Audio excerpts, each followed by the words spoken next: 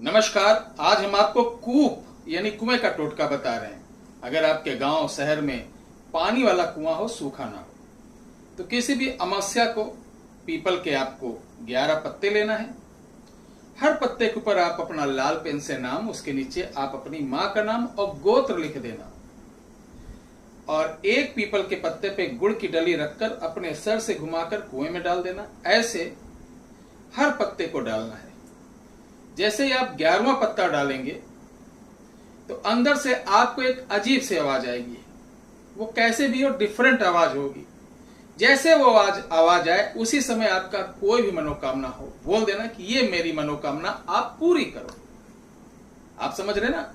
वो आपकी मनोकामना पूरी हो जाएगी। मनोकामना कुछ ऐसी ना हो जो प्रकृति के खिलाफ हो, समाज के खिलाफ हो, या आप खुराफाती दिमाग लगा के कुछ